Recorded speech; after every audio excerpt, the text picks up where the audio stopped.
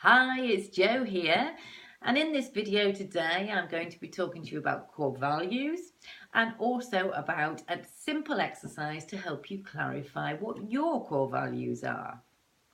So what are core values? What do I mean by that? Well, your core values are your beliefs and principles that make you uniquely who you are. So they are things that you possibly picked up through your upbringing and through your experiences in life that have become really important to you and affect how you perceive the world. They can be things like honesty, integrity, justice, fairness, or they can be things like connection or friendliness or learning or order. So there can be a whole host of different words, and some of them will be really core to you that never change through your life. Others will be different and will come and go as your experiences in life, as you become a parent or part of a relationship or working or retiring. They may change in terms of your core values, but some of them will have been in you genetically and also in you from your upbringing, and those don't tend to really change. So what's the importance of clarifying your core values? Well, when your core values are being met, you're going to feel like you're most confident, you're most in balance, and you're most fulfilled in life. So it's really worth understanding what your core values are so you can try and achieve that. When you're out of balance in your core values and they're not being met, you tend to have this really uncomfortable feeling, to be frustrated and possibly anxious. So by identifying your core values, then you're then able to focus on what is it that's stopping me feeling fulfilled? Which of my values isn't being met here that is putting me out of balance? Because our core values really affect all the decisions we make. They affect the way that we see people, the people we get on with, the people we don't get on with so well. And they give us a real understanding of how we feel about things in life. For example, one of my clients had a really strong core value of justice. So when she experienced being treated badly at all, in her perception, she would find that really uncomfortable experience. She would go over and over it in her mind and would find herself really ruminating on it. And that would lead to unnecessary worrying and stress and really negative outlook for her. Once she understood that justice was such an important value for her, she realised that that's what was happening in that situation. She felt a sense of unfairness.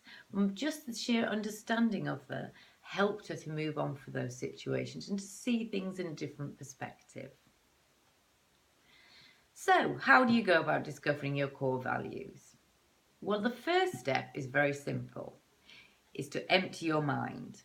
Some people are able to just go, I know what my core values are. They're 1, 2, 3, 4, 5. And when I've been talking, any particular values pop up for you, and you're thinking, I know what my values are. It's that and it's that. Put them down on paper now before we move on. So you've got those words and you've got them out there. If you then go through the process and find different values or values to add to it, that's fine. But put these ones down on paper. And in the same way, if you've got nothing in your mind at the moment and you've no idea what your core values are, that's absolutely fine too. We're going to go through the steps to do that. Okay, I should have either sent you some value cards, or you will be able to download those value cards, which are basically a list of lots of different values words. Simply words such as commitment, acceptance, honesty, fairness, altruism, order, humour, all these sorts of things are core values. So I've sent you that list of core values. What I'd like you to do now is, first of all, just read through those words, check your understanding of the words and whether there's anything there that you don't understand or you need to look up a definition for. But remember that the definition and understanding of those words is yours and yours alone. You may read a word and see that meaning one thing, and I may see it meaning another. That's absolutely fine. It's your definition that counts and matters. So I want you to look at the words and make sure you're clear on how they work for you.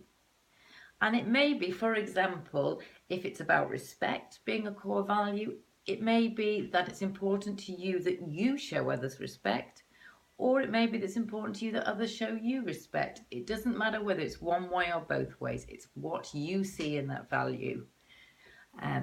Okay, so that's step one. Go through the values, see what you understand by them, and make sure you've got a correct definition.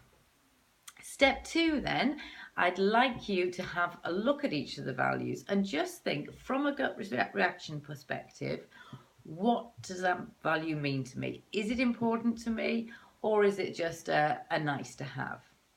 You'll probably find that most of the values mean something to you and you'd like to have them, but which ones are actually important to you?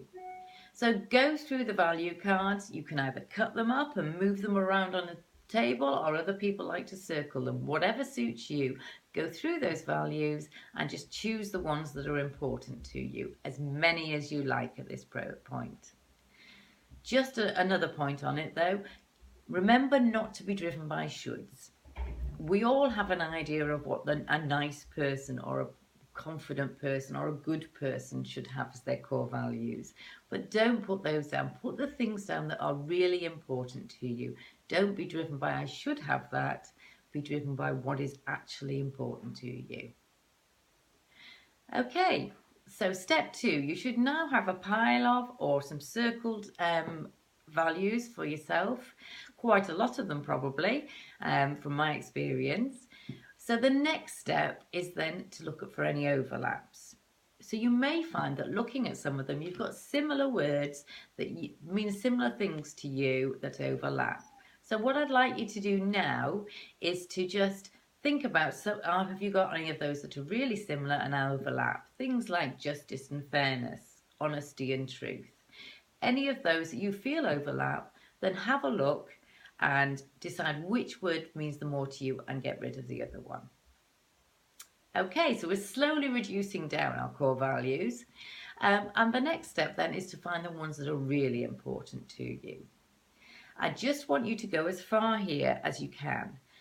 Ideally, we're looking to get down to 6 to 8 values, but if you find that a struggle, don't worry, and we'll just stop at whatever point you can. So to help you with this, have a think about gut reaction. Which of these values could I not have missing from my life? Would I feel really uncomfortable to go forward in the world if I didn't have that value as important to me? Which of them are essential to me? Then think about which of the values do I want to represent me in the world? What do I want people to know about me or see about me? That can be my values. And what values do I need to feel fulfilled? If this was missing in my life, would I feel off balance? So using those questions, think about each of the remaining values you've got and try and cut them down as low as you can. 8 or less is ideal, but if you get to more than that and you feel stuck, that's fine too. So that's as far as I'd like you to take it for today. And then in our next consultation, we can have a chat about how we get them down to your real core values and what they mean to you, how they're affecting your life, and how you can be more fulfilled by fulfilling those values. So, okay, give it a go. If you've got any problems or questions, don't hesitate to email me, and I look forward to hearing what your values are. Good luck.